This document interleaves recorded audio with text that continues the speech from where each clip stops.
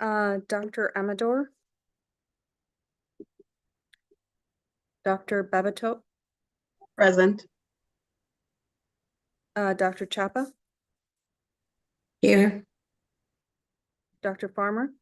Here. Dr. Goodman. Here. Dr. Ibrahim. Here. Recording. Dr. Trina Ida. I think we have a new member in place of Trina Ida. Luann Southern, are you here? Yes, I'm here. Good morning. Welcome, Luann. Thank you. Lee Johnson. Here. Dr. Keller. Here. Dr. Lakey's here. I am here. Dr. Martin. Dr. Martinez. Dr. Maxwell. Elizabeth Mayer. Dr. McCollum Smith. Here. Dr. Mitchell.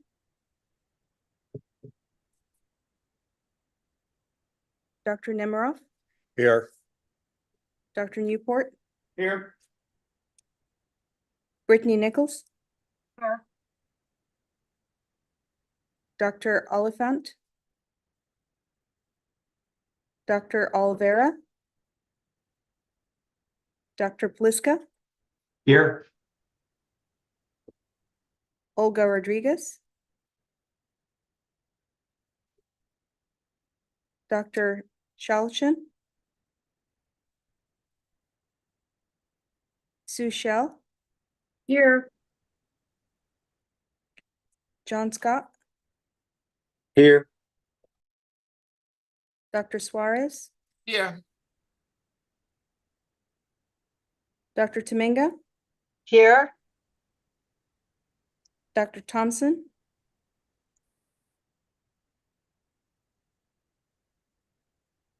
Dr. Wagner. Dr. Wakefield.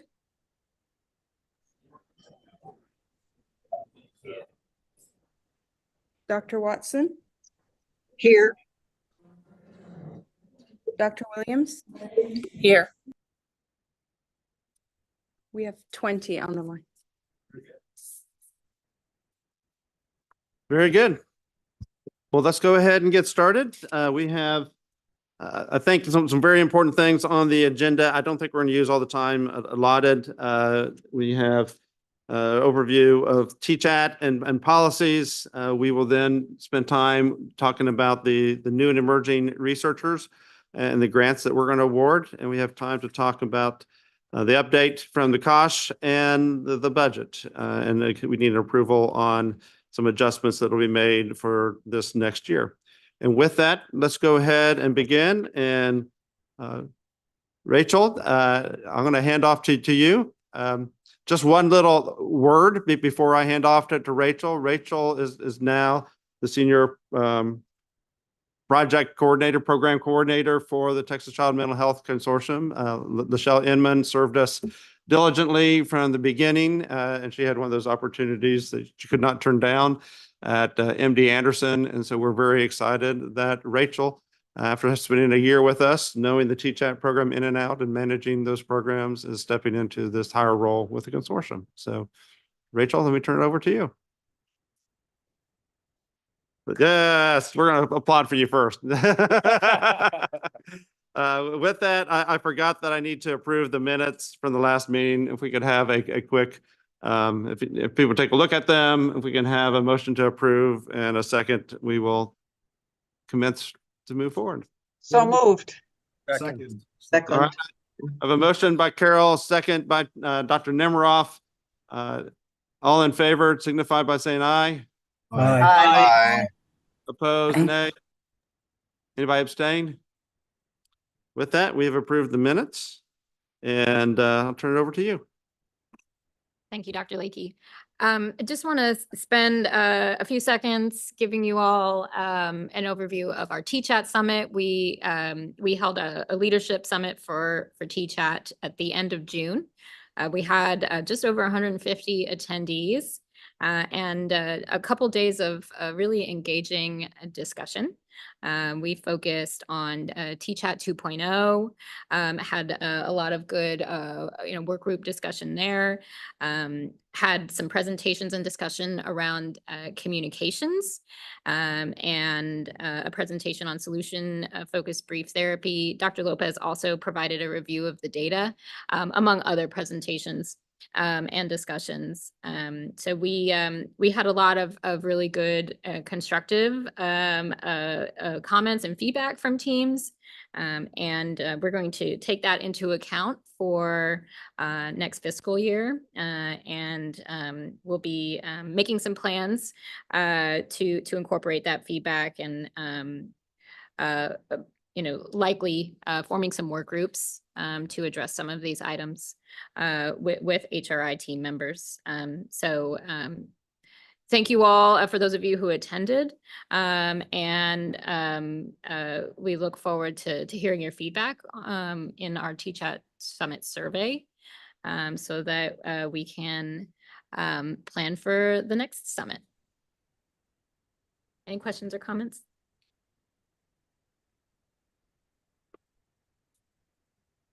Okay, I will go on to the expansion report.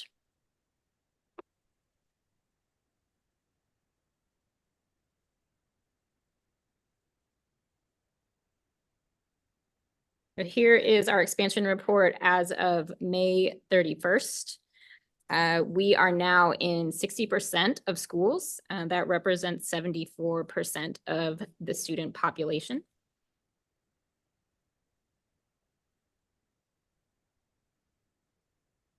This is the same data, just with a proportionate view.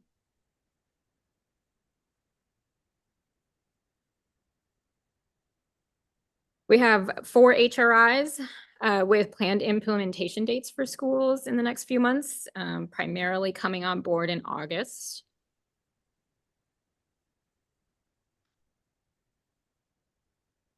Six ESC regions in May saw active increases in campuses.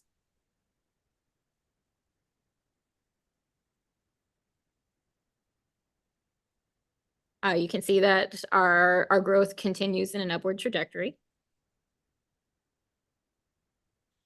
And the reason for decline, top reason for decline continues to be that the school or district has existing mental health providers. This did increase by about a little over 20% since last month. ESC Region 10 in particular, we just did a little recoding for some Dallas ISD schools that moved from declined some schools in the district to has existing mental health providers. We're also going to be watching this reason for decline closely over the next few months. We know that a number of school districts did receive ARPA funding for mental health services, and we'll be working with your teams and those districts to make sure that if those services do fall off, that TChat's there for them, and want to make plans to increase our capacity. Any questions there?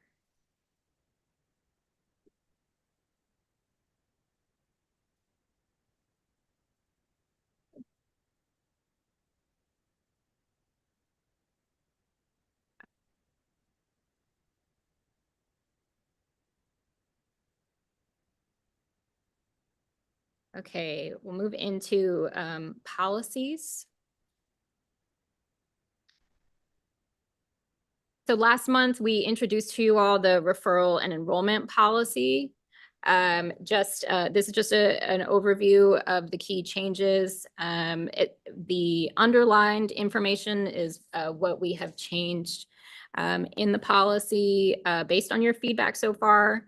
We did add that homeschool referrals may be accepted as long as the HRI does not have a wait list.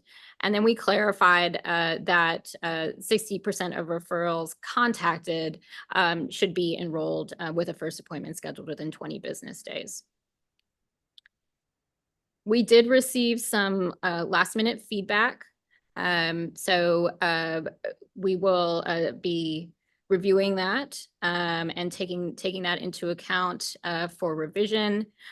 This was our original timeline. Today we had expected to request your approval, but we will push that to next month. If anybody does have some last minute feedback, please feel free to reach out to me. So I'll jump in here real quick. And again, appreciate everyone for putting these policies together.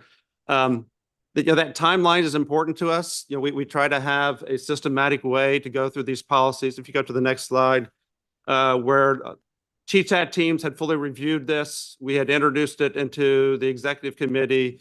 So there's been about a 2-month process to give us feedback related to these policies.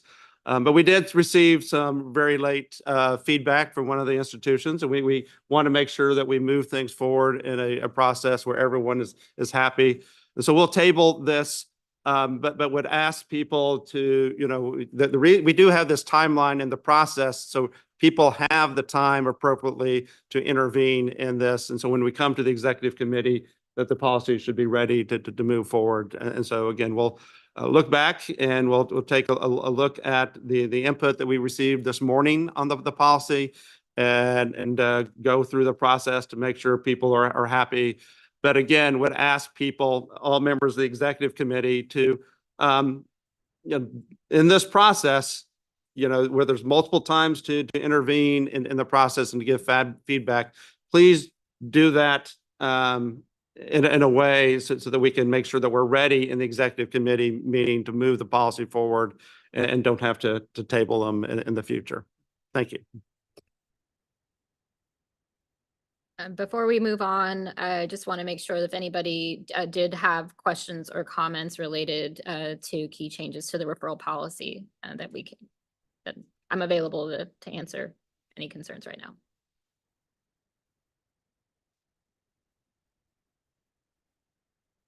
Okay, we'll move on to the services and discharge policy. This is the executive committee's first introduction to this policy. This will be our last TCHAT 2.0 policy. This policy really focuses on providing TCHAT services to students. We cover a number of items in this policy, including appointment standards, assessments, documentation, treatment approach, which includes intermediate services, care coordination and case management, wait lists and transfers, and education and training. I think overall, this policy does capture a lot of the expectations that have previously been discussed and decided upon, but just wanted to focus on a few new and notable pieces of this policy. First, that parents or guardians must attend the intake appointment. We know that this varies across HRIs, about whether and to what extent parents and guardians are expected to attend appointments, and we wanted to set a minimum across the state and landed on the intake appointment. Now we know that some parents may not be able to attend, and that's all right. We don't want to keep a student from being seen because of that. When we develop procedures associated with this policy, we'll make sure to be clear about how to handle those situations when a parent or guardian is unable to attend that intake appointment. Certain assessments are required to be completed in trade. We, as an executive committee, voted on those assessments a few months ago. I will note that the trauma assessment is being revisited. Kosh has reconvened the work group associated with that and will be deciding shortly on whether and which assessments related to trauma will be required. And of course, again, this, if parents do not want to or cannot complete assessments, this will not keep us from providing services. HRIs may provide intermediate services. Again, as we have discussed in these meetings, we want to make sure that the student's treatment plan recommends it and that, a documented good faith effort to locate available community resources has been made before we initiate those services through TChat. And we also want to make sure that if the HRI is in a wait list, that new intermediate services are not provided. But of course, students who have already been enrolled and been provided intermediate services that can continue. Care coordination should be available for students who meet the eligibility criteria that's specified in our referral and enrollment policy. So we just want to make sure that after consent has been obtained and the student is enrolled and determined to be appropriate for TChat services, that care coordination is available to those students. Students with severe symptoms of substance use or who require additional support beyond TChat should be referred to the OSAR program in their local area. We have had conversations with HHSC about this, and they're the agency that oversees the OSAR program. And then finally, aftercare summaries and or clinical notes should be shared with the student's PCP. This is, of course, assuming that the student has a PCP and the family, the family consents to sharing that information with the PCP.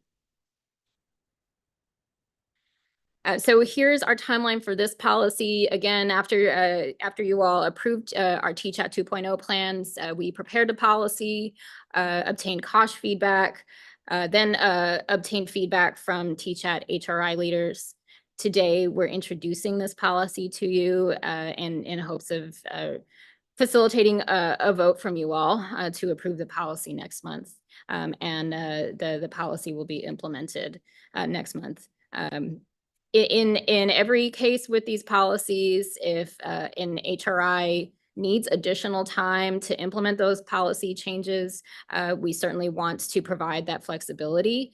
We just ask that HRIs let us know so that Kosh and the HRI can work together to establish a reasonable timeline and ensure that those policy changes are implemented. Any questions here?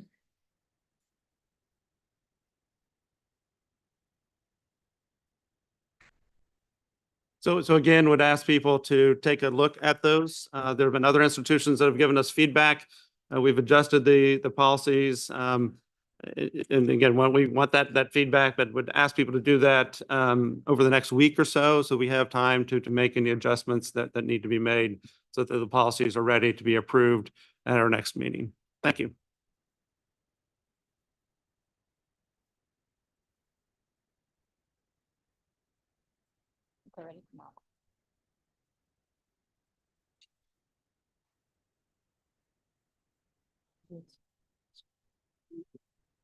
While we're doing a quick transition, it looks like several additional members of the executive committee have joined us since we began.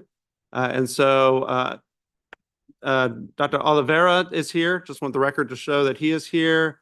Dr. Suarez is here. Dr. Mitchell is here, and Dr. Thompson is here. Is there anybody else that's a member of the executive committee that has joined since we began? All right. Well, next on our agenda, I think this should be an exciting presentation. We, as you know, we have developed this new initiative called the New and Emerging Child's Mental Health Research Program. The goal is to invest in our researchers. And we have worked with HHSC and other individuals in the state to try to match up the needs of the state with the areas that will be targeted for this research. Again, want to thank Nagali Larian and Lachelle Inman for doing tremendous work to be able to put in the infrastructure needed to make this a reality with the IT system, the peer review process, just a lot of behind the scenes work in order to make this a reality. And the goal today is to present the individuals that we will be awarding these grants to and have a vote of the consortium to move this initiative forward. And with that, Nagla, I'm going to turn the presentation over to you. Thank you, Dr. Leakey. So I first wanted to go through the process that we used in order to select those individuals, the specific submissions, applications. So we had a total of 13 reviewers. 10 reviewers were external reviewers that were represented different reviewers from different states, and we're kind of at the top of their areas of mental health expertise. And we went through for each application 2 full application reviews by these external reviewers.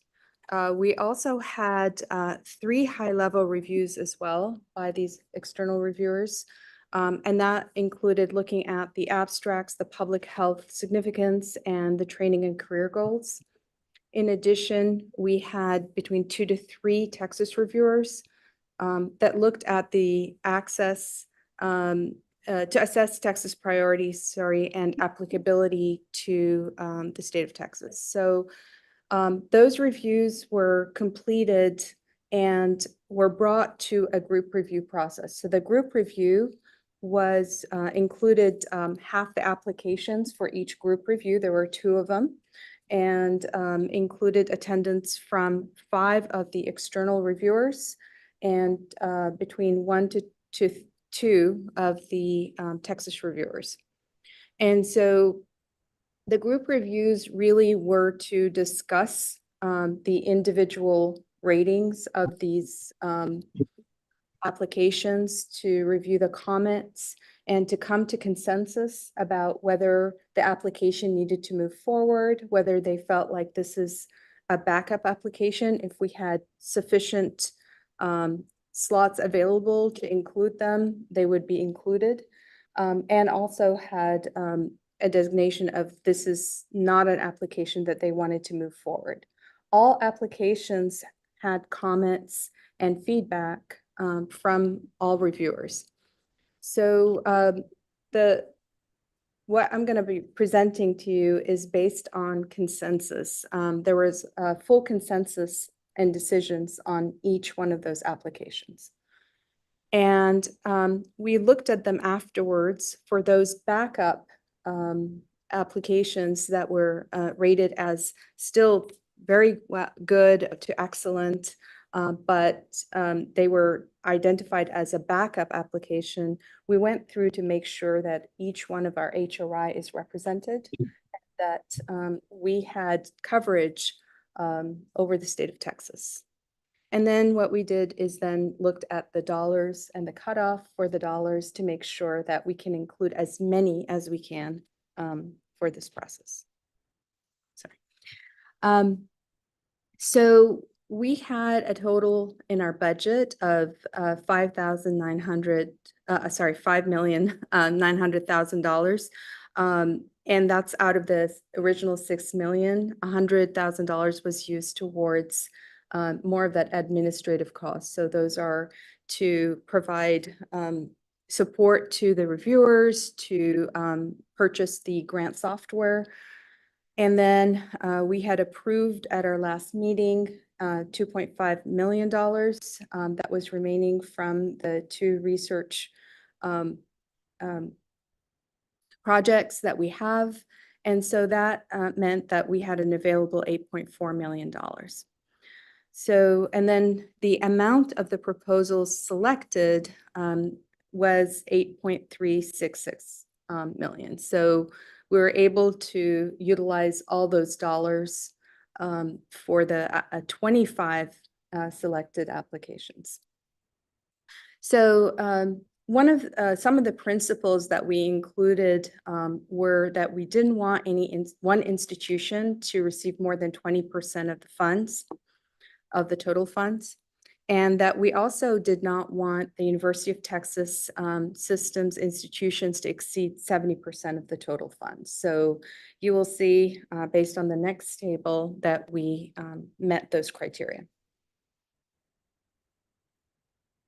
So there were three types of grants. One was research project grant. Another one was the research career development. And then the final one was a postdoctoral fellow and training.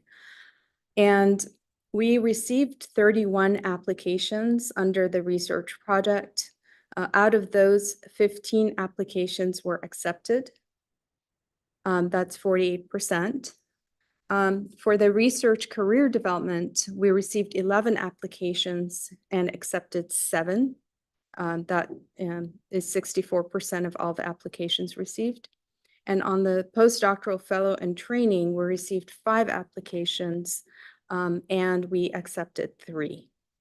One note is that for the research projects, during the review process, there were 3 applications that the reviewers felt really needed to be converted to a career development, that they met really more of the criteria for a career development. They felt that the application was excellent, but they felt like there was more requirement for mentorship and potentially looking at more of a pilot that could be utilized in a future submission and expanded upon as an NIH submission. Next slide. So we had, as I mentioned, a total of, I think I mentioned 47 submissions. We had one HRI that did not submit an application. All the HRIs received between 40 to 67% of their applications were accepted. And that means we had a total of 25 applications, which is 53% of the total applications submitted were accepted. And as I mentioned before, 12 kind of fell under the research project. For the research career development, there were 10. That includes the 3 that were submitted as a research project that were converted to career development. And then we had the postdoctoral fellow and trainee, we had 3. For any one HRI, the maximum number of applications and maximum dollars was 20%. And for those who submitted an application, the minimum dollars and minimum number of applications was 4% of the total. And for UT system, that constituted about 64% of all applications and 63% of the dollars. And you could see here how it falls out.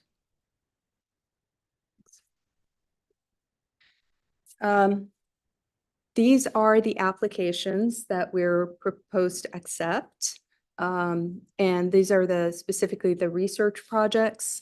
There's a lot of variation in terms of the topic areas, from bipolar to looking at the TChat program specific to suicide prevention, and some prenatal anxiety and alcohol consumption. So you could see there's a lot of variation and multiple institutions that provided that. Also, Our applicants also varied from physicians to PhD level psychologists, and we even had additional types of faculty, including communication faculty.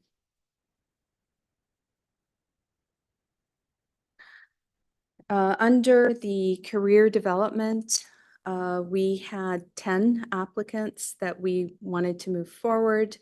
Again, there's a lot of variation as far as the background of the applicants and the areas of research that they suggested.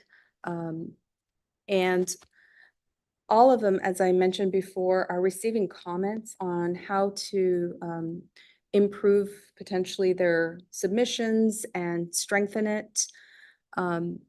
And you could see here the range of dollars. Again, this is the research career development, which is the dollar, the high end on the dollars was $300,000 for the biennium. Next one. And this is the postdoctoral fellow training. We have 3 applicants that we wanted to move forward on. And again, mixture of different topic areas and from 3 different institutions. The maximum dollars for this particular type of grant was $150,000 for the biennium. So our next steps. So first of all, we've contacted all of the applicants. Those applicants that are successful, we've contacted them and asked that they respond to confirm their interest, their continued interest. We provided them comments and the suggestions that the reviewers provided. And we also contacted those applicants that were not successful. We've also provided them with comments and suggestions and encouraged them to really consider applying again and to consider all the comments that they received to strengthen future submissions, be it for this particular grant or any other grants.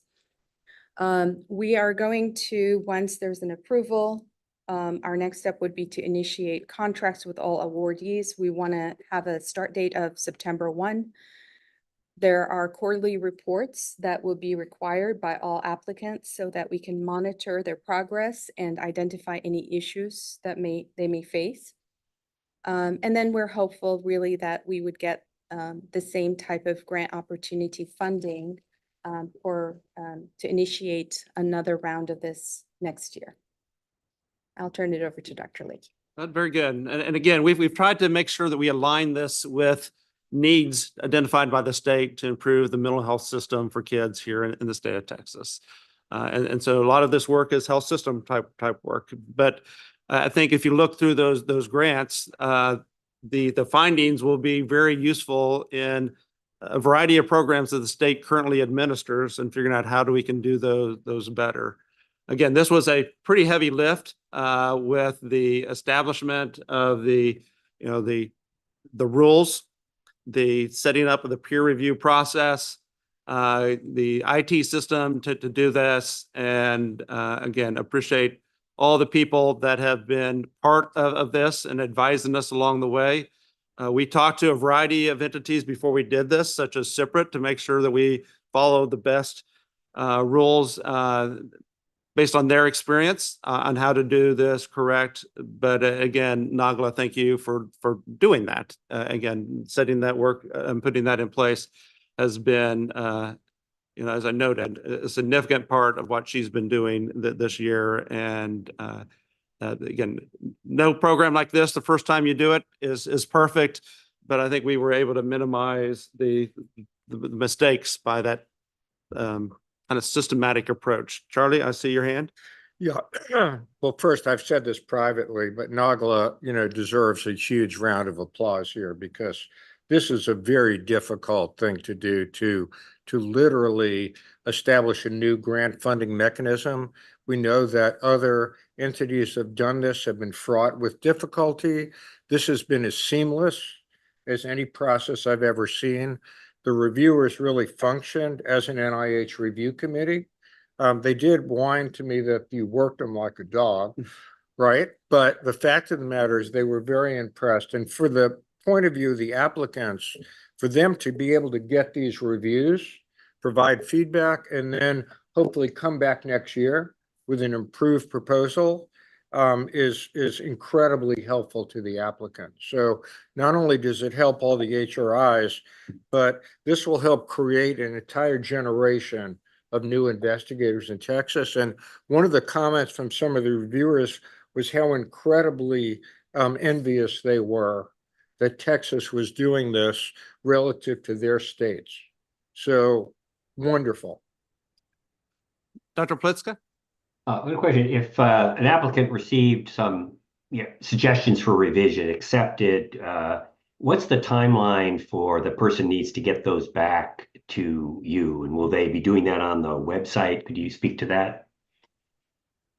This is Nagla. So we will be contacting all the applicants this week to provide them with kind of next steps. We wanted to go through the vote first, but we will be working with them on making any modifications to their applications and also making sure to incorporate it into the contract. So we're going to be working on executing these contracts to make sure that they can have a September 1 start date. We've already been talking about the language here of those contracts. Their application would be a part of that contract. And we will minimize kind of the amount of work they would have to do in order to make those modifications that we asked them to do or to incorporate some of these comments. So they don't have to go through another full submission, or full redo.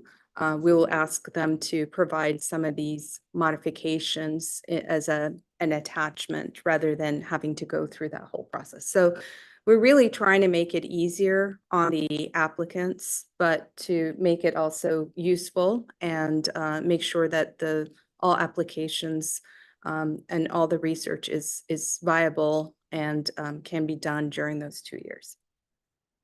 So we will contact them with more instructions and information this week. Any other questions? All right, I'm not seeing any hands.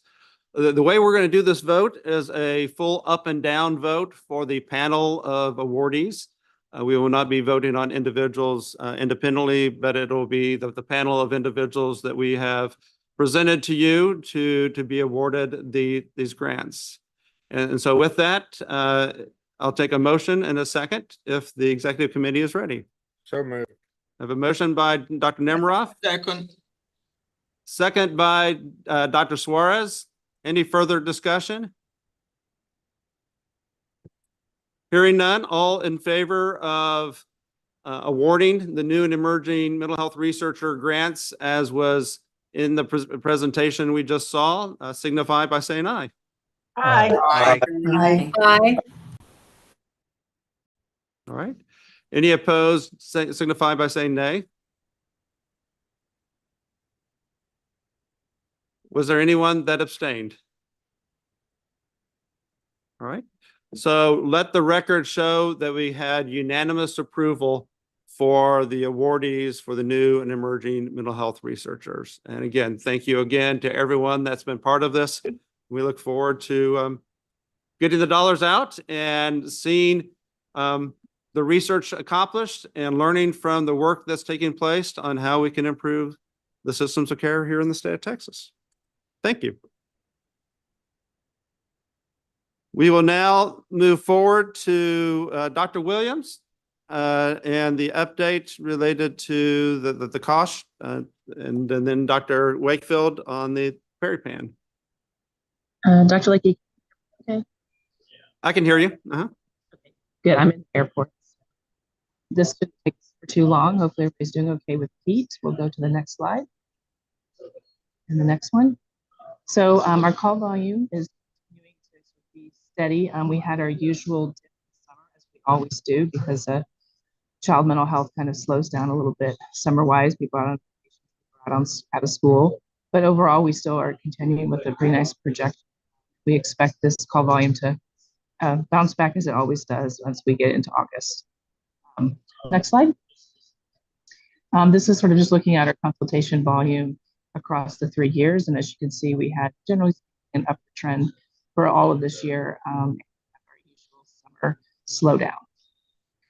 Next slide. Again, this slide is looking specifically more at how our psychiatrists are being engaged within the consultation process. The percent of consultations that include the psychiatrist. So the total consults, as you can see at the top, the percent of consults that include a psychiatrist is staying within that 35% average-wise. The times that there's a request for a psychiatry referral, so this is not for us to talk to the PCP, but the PCP asking for us to find the psychiatrist. And then whenever that request for us to find the psychiatrist comes in, the percent of times that our psychiatrists on our CPN team actually speak to the provider to potentially try to provide them some guidance instead of just referring to psychiatry that might take weeks or months.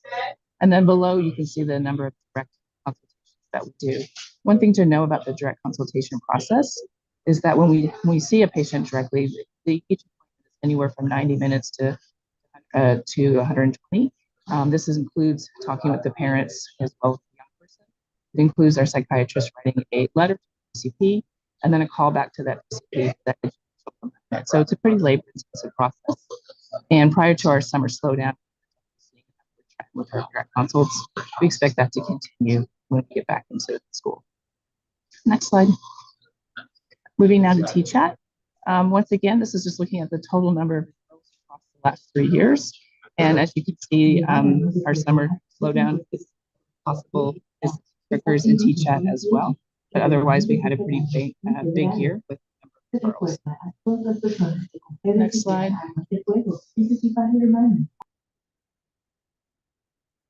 Just give me a second, I'm waiting for them to stop. Okay. And so then this is the number of treatment sessions and clients that are served by month. And as you can see, we've had that continual steady growth. As we started to kind of pull out the differences between a service where the patient was being seen by a therapist or a physician, separate from our care coordination sessions, you can see those numbers in gray. But overall, we've seen an increasing number of students here. Next slide. This is again looking at the types of providers that are providing the services. We remain very strong in this. Teams are providing primarily a psychotherapy with either a psychologist, LPC, LCSW, and a smaller percentage of the appointments relate to working with the physician. Next slide. We have several things that are ongoing to kind of provide assistance to our teams. Could you just tell us what other 28% other? That is a good question, and I am not sure that I. So I think that's probably our care coordination teams, and also sometimes we have trainees, and they don't always know how to list themselves. So one of the things that we've been doing is working to clean that process up, but they most likely fall into either care coordination or trainees. Thanks, good question. We're continuing to provide the support teams to help their programs run more efficiently.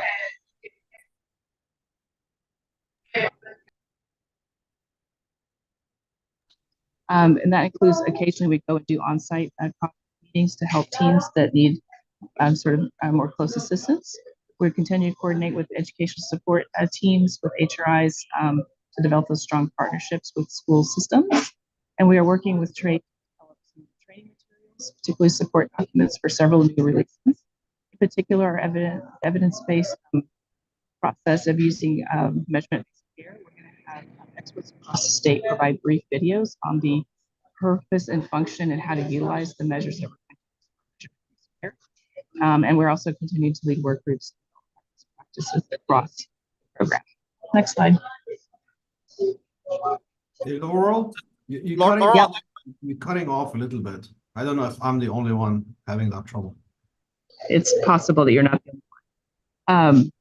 So Yeah, or I let me- can't really understand half of what you're saying either. Sorry. I mean, I can read the slides, but you're like every other word's going in and out with the background noise. I'm sorry, it's not ideal. Does that help at all? Get closer? Or not? Okay. Well, it helps some, but why don't you just go ahead and go through, and then we'll just we'll read the slides and along Yeah, with you. there's one more slide, I think. This slide, I'm sorry that I'm cutting it out. There was a lot of work done to improve the processes for how we are capturing referrals and in our dashboard. So this required us to work really extensively with all the teams to make sure that we created a process that really helps. So this is just sort of a showing of the finalization of that work. And I think the teams have seen this and are very excited with this, new upgrades.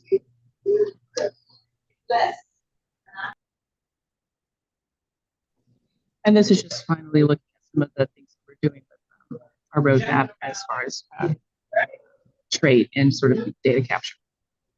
And that's all we have today. Okay.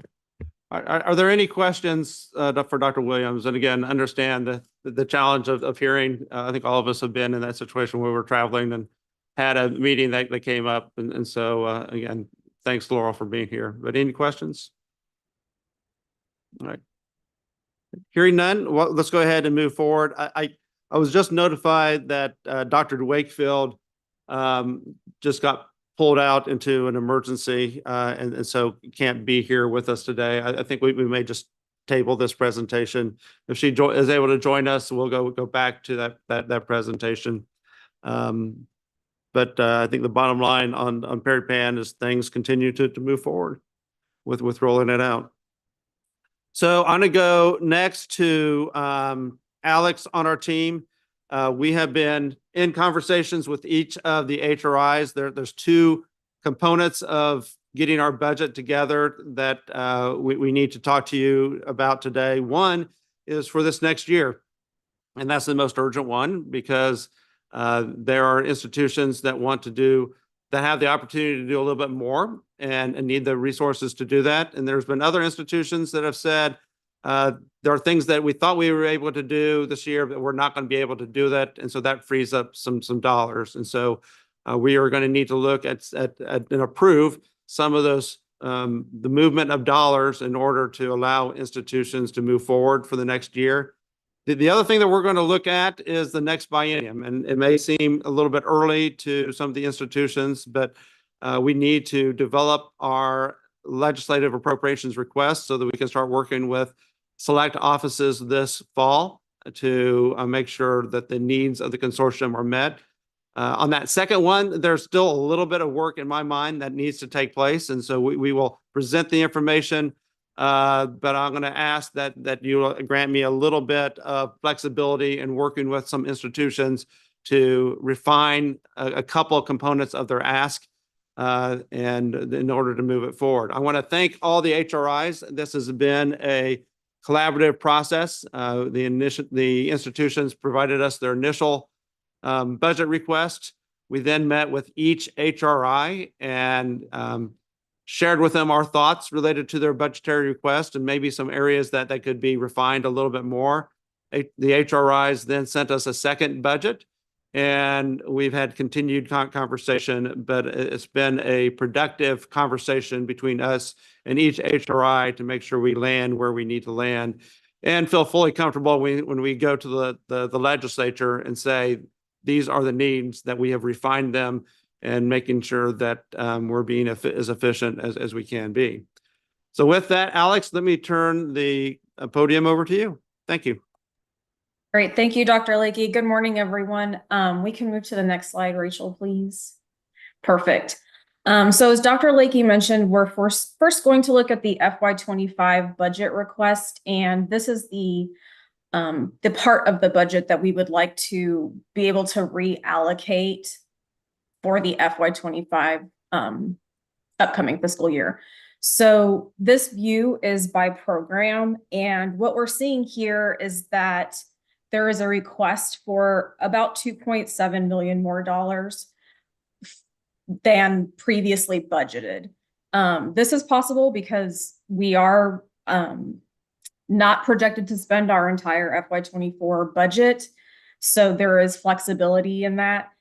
And in addition to that, I would like to also point out that many of the increases that we're trying to see here are ARPA funded projects, which is also something we might expect since our ARPA projects took a little bit longer to get going. So any questions from this program view? The next view we'll look at is by HRI, but it's the same information. Okay. You want to switch to the next slide? Great. So this is the same proposed new budget that we just looked at, but it's broken down by our HRIs. Any questions concerning this view? Why don't we stop here for a second, Alex? And again, I want each HRI to take a look at the numbers there.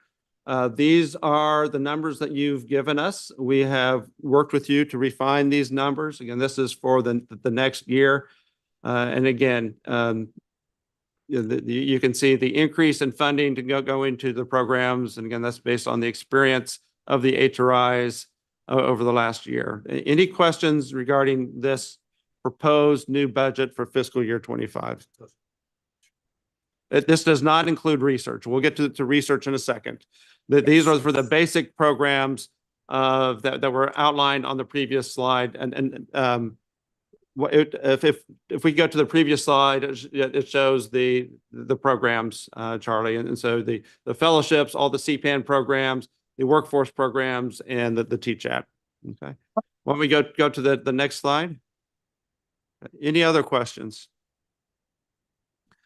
So Alex, what I think I'd like to do here is approve this, and then we'll move forward related to the next biennium. And so with that, do I have a motion to approve the changes that we've made in next year's budget? Approved. I have a motion to approve from Dr. Nimroff. Second. I have a second from Dr. Tominga. Any further conversation? Hearing none, all in favor of approving these budget changes, signify by saying aye. Aye. Aye. Aye. Okay. All opposed, signify by saying nay. Did anyone abstain? Okay. So let the record show that we had unanimous approval for the changes in the budget for fiscal year 25. All right, Alex, I'll turn it back over to you. Great, thank you. So now we will take a look at FY 26-27. This is the preliminary budget request. And as Dr. Lakey mentioned, we would like to maintain some flexibility in this request as we move into the next legislative session. But the high level view of what we're looking at for 26-27 is about a $33 million increase versus our 24-25 approved budget. And let me see here. I would note too that these numbers above are for the programs.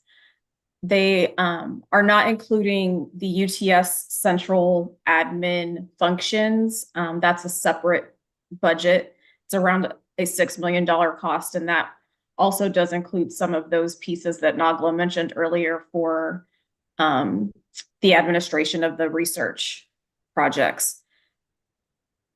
Also, at this point in time, we have not considered collaborative care management, so that will be discussed separately and incorporated later. Any questions about the preliminary budget for next fiscal year?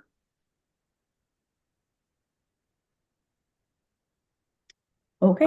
Let's go to the next slide too, and then we'll vote. Dr. Pleska? I just quick. Do I assume that most of that is rolling ARPA funds that increase is trying to Right. fund ARPA projects Yes. that weren't in Yes. there. Yeah, great. Okay. Yeah. Yes. So, a very good question. So if you look at the overall increase in the budget, taking ARPA and GR, it's about just a little over 10% increase. Again, I want to have a couple of follow-up conversations with folks on a couple of items there, but it'll be about a 10%. But the biggest component of that 120 is because the legislature allowed us to jumpstart a variety of programs with ARPA, understanding that some of those ARPA projects may go away, but there's other things that are now essential to the Mental Health Care Consortium. So let me give you an example. PeriPan. PeriPan is fully funded by ARPA. That will now need to be funded by general revenue. Some of the workforce initiatives were funded by ARPA. They will now need to be funded by general revenue. The YAM project, we were able to get it started with ARPA. Now will need to be general revenue. Right. And so because of that, you see that increase in general revenue that's will be asked, but that was something that the legislature knew was going to happen because of the way the ARPA funds were allocated. Does that make sense, Steve? Yes, yes. Mhm. But then we have a bit of a persuasion job with the legislature to say, hey, these programs are great, let's add them in. Is that a challenge? So we have been fully transparent with the legislature throughout these, from the history of the Mental Health Care Consortium, and we'll continue that. We will, the legislature can decide that they may not want to continue or something that was started with ARPA. The legislature has the right to do that, but they've been very supportive of the consortium, and we will go and lay these items out in front of them and work with them to make sure that the needs of the consortium are met.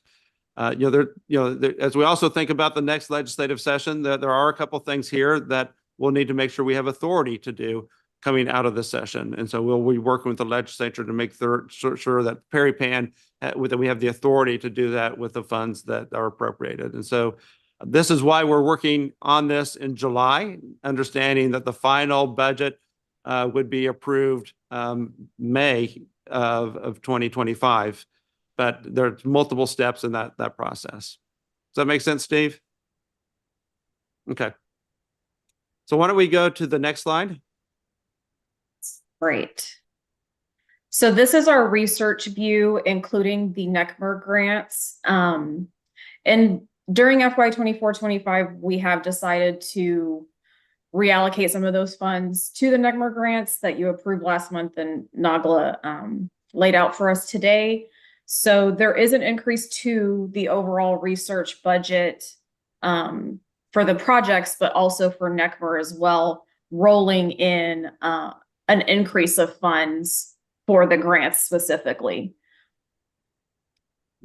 And so on the research side, you see the large projects we've been doing, that there is a little bit of a budget change, but that's mostly inflation. Right. That's just because of increased salaries with inflation, et cetera. So we've tried to hold them steady while we were putting in the dollars that we just allocated, and be able to do that again next year, this time, for the new and emerging investigators.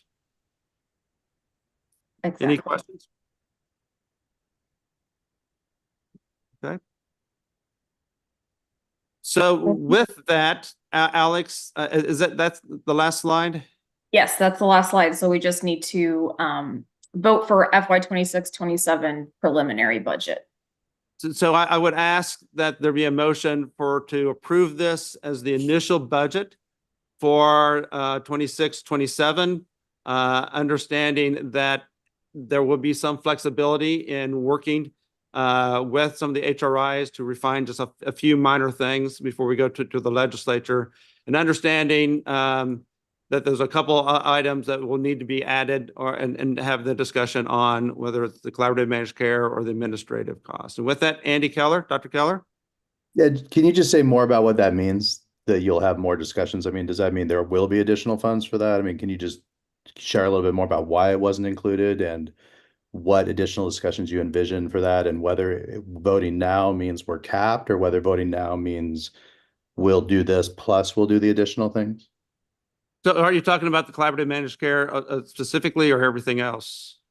I'm talking about all the other things, including collaborative managed care, and then I would like to know specifics about that since that's the one I'm involved in. Yeah. So the other refinement on the overall budget, there's just a couple of programs I need to understand some budget things for them. Just as I look at just a variety of metrics, I just want to have additional conversation. I think those would reduce the budget possibly just a little bit.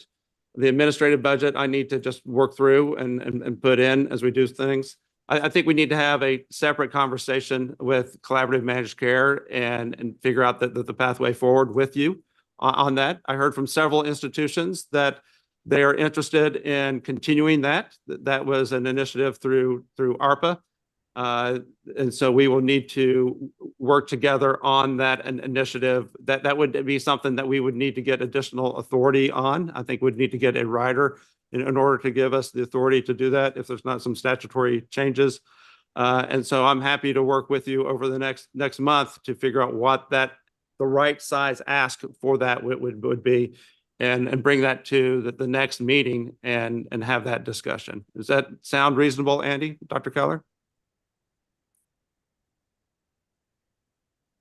Yeah, I'm not really sure what that means exactly. So here's what I heard, David. You're saying it will not be part of the request because you're saying it doesn't fit within the statutory authority of what can be requested. So therefore we need to go in separately. Is that what you're saying? I think we need to work together for a pathway to get the funds. Okay. I think that can be brought in, but we will need to have additional authority in the form of a rider to be able to move that forward. How should that be? Yeah, I need to talk to a couple of people, but thanks. That's helpful. Okay. Andy, how much of a request would that be approximately? It was about what it was last time, because it looked like, we had quite a few institutions. I mean, several of the institutions did a lot of ramp up and are ready to go, but, have not yet. There's a lot of funds that the HRIs had that they weren't able to spend because, you guys are doing a million things. And so this took longer to ramp up and ready to go. There was tremendous progress among those who did participate and were able to get going. So I think, it was around 10 million, I think total was I'll pull up a specific number. Okay. A lot of that, there's quite a bit of carry forward money though, that would be able to be used in addition to that. So that would offset some of the ask. Okay. Dr. Plitzka? Yeah, just confirming the 26-27 budgets, those numbers, the final numbers we submitted, that's how that constructs this. And this is what we can, understanding it's subject to change as we go forward, that our final submission was quote unquote approved. That's what went into this. Yeah, it's your version 2 of the budget that you sent back to us. Those numbers are incorporated into those final numbers. Thanks. I would also just note, speaking about carrying forward funds, that is possible to do, but ARPA is going away in FY25. So that carry forward ability for those federal funds will no longer exist after that point. Dr. Keller? Just per Dr. Nemiroff's question, it's about $9 million, Charlie. And as far as we could tell, there's about half of that, maybe a little bit under half that is been unspent. We don't totally know what you all have spent, but in terms of, our awareness of what the projects are, it seems like there's about 4 million. So it'd be about 5 million new to continue. And it would be across, I think 18 potential sites. So it's it would be a broader footprint with that amount of funding. So part of it is like understanding how much is carried forward. And per the point about spending, I mean, 26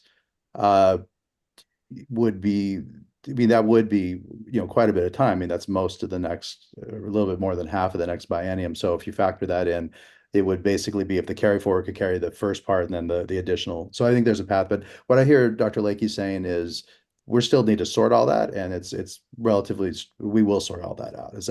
I think does that answer your question? I think that's fair. I think this is what I could get finished with all the conversations now. I need to move that forward. And I'm still open to conversations. We serve at the will of the executive committee, and the executive committee, if it's a desire to continue this, we all will work to make sure we find the right number to move forward. I get the sense from the executive committee, from several members that I've heard, that this has been valuable and they want to be able to continue to move it forward. But we need to figure out some navigation of it because of the uniqueness of how it was funded and the statute, et cetera. But I think we need to continue that conversation. Andy, is that fair? That makes a lot of sense, David. Thank you. And I appreciate the clarification. Okay, thank you. All right. With that, any other further discussion? If there's not, I need a motion to say that we approve this as the initial budget. You give us authority to have additional conversations with a couple of HRIs to continue that conversation, and that we will continue conversations related to on these other items on collaborative managed care and the administrative costs, and be able to bring that to you at a subsequent meeting. So moved. So moved. Conversation, Dr. Ibrahim. I was just gonna support what Dr. Keller said, but I think it's solved now. Thank you. So second, actually, in this case. All right. Any further discussion? Hearing none, all in favor signify by saying aye. Aye. Opposed, nay. Anybody abstain? Hearing none, let the record show that we had unanimous approval. So let me circle back. Dr. Wakefield, were you able to join us again?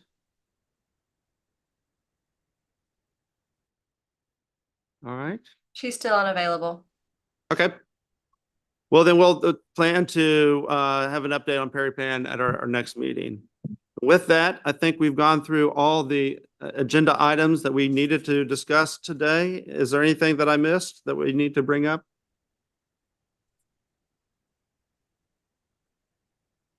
Hearing none, we will give you quite a bit of time back on your schedule today. So do we have a motion to close? Absolutely. Absolutely, from Dr. Tominga. Absolutely second for me. Second. All right. All right. Very good. Have a great day. Thank you. Thank you all. Thank you.